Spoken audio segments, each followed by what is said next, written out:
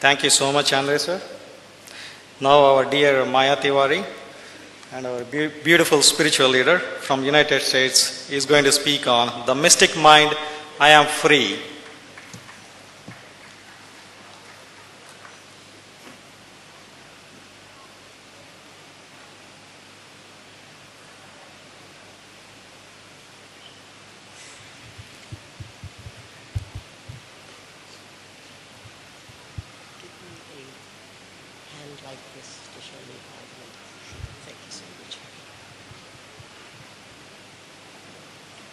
Namaste. Venerable Masters and the conveyors of this beautiful program, thank you Swamiji, thank you Andre for your wonderful talk. Let us start. Together here is about prayer, peace, ahimsa, which is inner peace. There is no peace to be found outside of the self. We are the fertile garden, the seed, the ground, the earth, the sky, and the water of our own peace. We have every nourishing aspect, every nourishment that the grandmother has given us for our peace. Om Shri Guru Bhyo Namaha.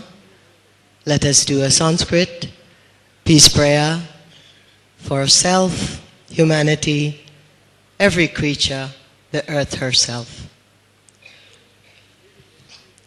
Om Swasti Prajabhyah Paripalayantam Nyayena Margena Mahim Mahishaha Go Brahmanebhyash Subhamastu Nityam Loka samasta sukhino bhavantu Kale varshatu parjanyaha Prithvi kalini Desho yamksho barahitaha Brahmana santu nirbhayaha.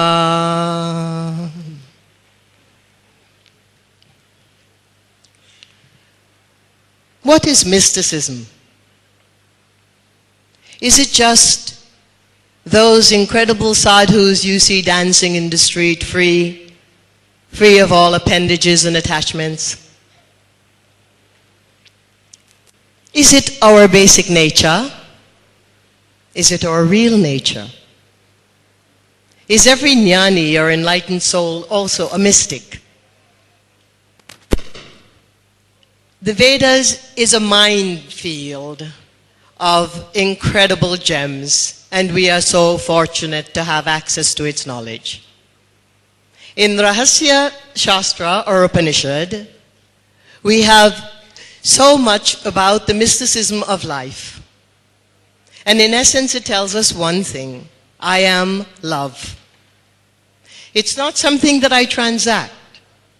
It's not about the action of love or the subject or object of love.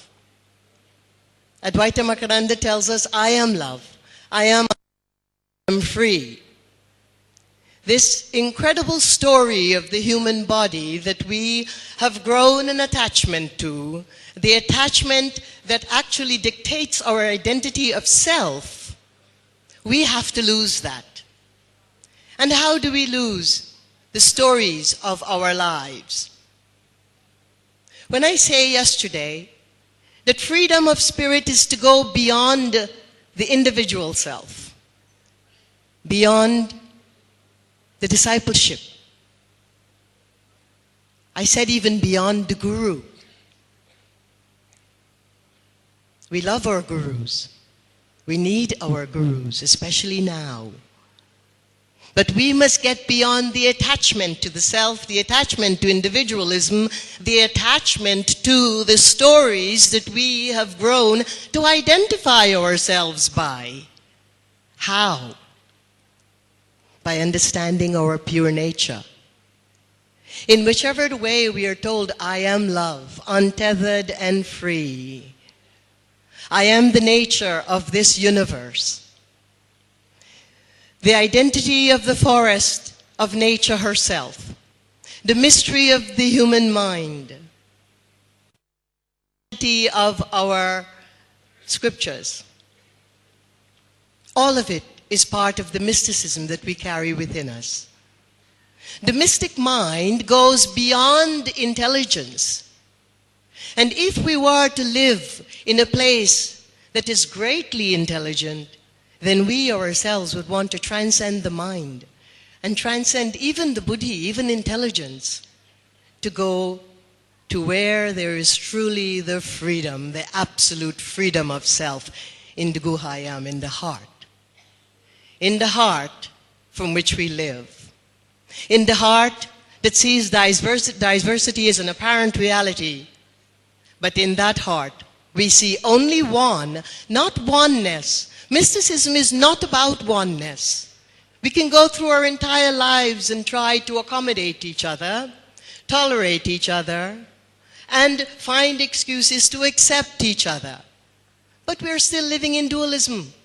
We're still living in the raga dvesha of it all, if we have to try so hard to accommodate and tolerate and accept. And this is our language.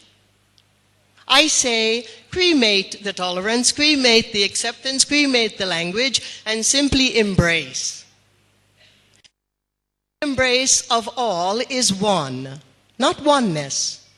Oneness implies that we have the characteristic of one, which still implies that we are living in a dualistic way of the concept of mind. But understand, love, when we are not living it in the way that has its own sanctum, when we are not living it within the sanctum of itself, we are all completely love, each one of us. But when we stray from knowing that, then the distortions of fear and anger and greed and avarice, violence and hurt sets in. So what do we do? The mystic mind tells us, do we run from this? Can we escape our own fears, our own emotions that are discordant with love? No. We cannot escape it. So what do we do? Embrace. The only way to transcend the duality of ourself, the conflict that I have with me, myself, I, me, you, us, them, whatever, that conflict, that divisionism, that is the only conflict that the human person really has. And in order to transcend it, not get rid of it, simply transcend it, we must embrace our flaws. We must know that each one of us is marked with the ancestral memory of our great ancestors, is marked with our purva karmas, whether they are papa punya, is marked with so many of our history. History did not start from the day you were born. And history didn't start when Europe told us that it did either. History, in fact, is vast, and the Vedas cover so much of it. The history of the universe is greater than the history of the world. The history of all the planets in the universe is greater than the history of the entire culture, multiculture of the world. And what is greater than all of that is you.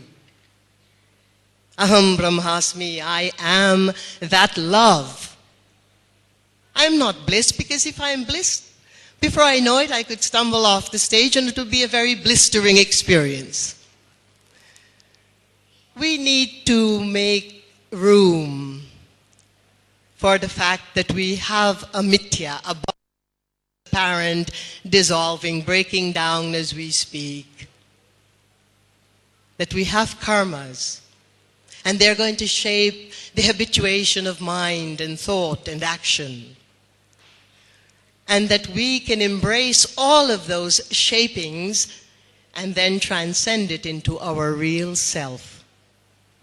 But let me get to the point and to the kernel of this talk. It is my great pleasure to be here at this incredible auspicious moment in time to receive your blessings. My life has had many junctures of pain and hurt. At 18, ovarian cancer, survived it. The goddess gave me back another life to walk, then again fell into some things and again came through. But the greatest gem for us to really own love is to embrace the gifts of challenges, the hard lessons of pain and hurt that gives us the ability to understand that we are not just here to love one another, but we are essentially love. And that anything my thought, that understanding, that doesn't stay in the center of its sanctum creates a distortion. That is the only thing we need to claim now.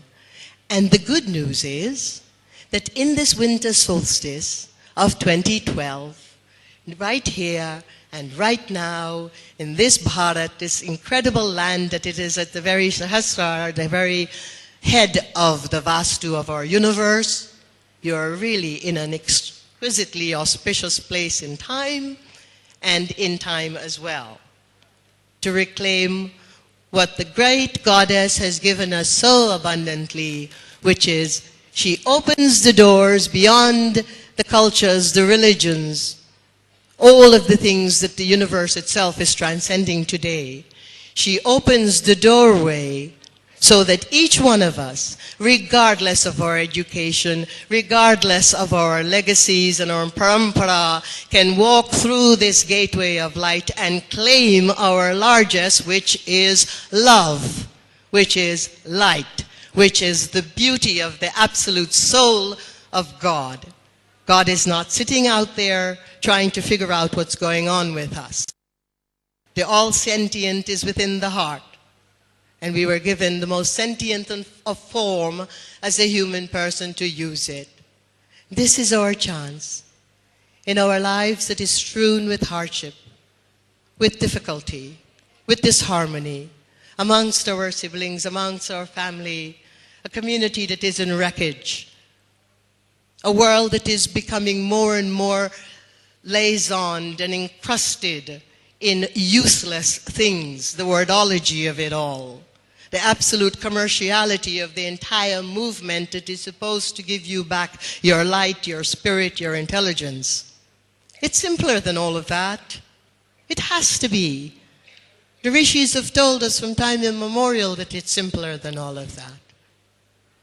Just claim the light that is you and know when it's getting dimmed. That's all we need to recognize. My light is getting dimmed. Let me take pause. Let me sit in myself.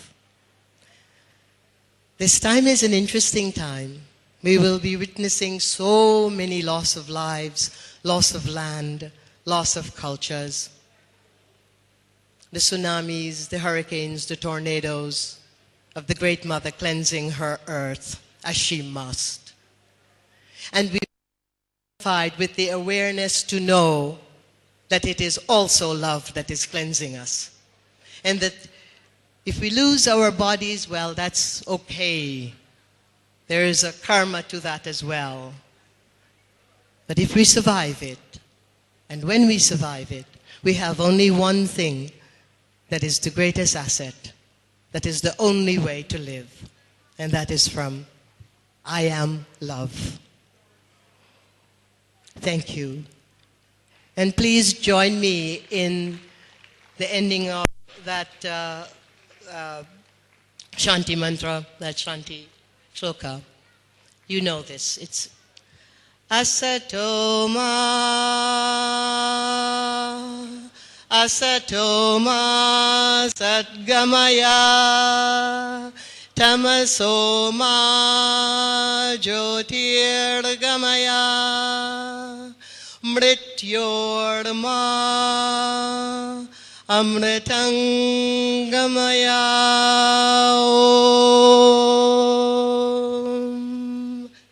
Om Namah Shivaya.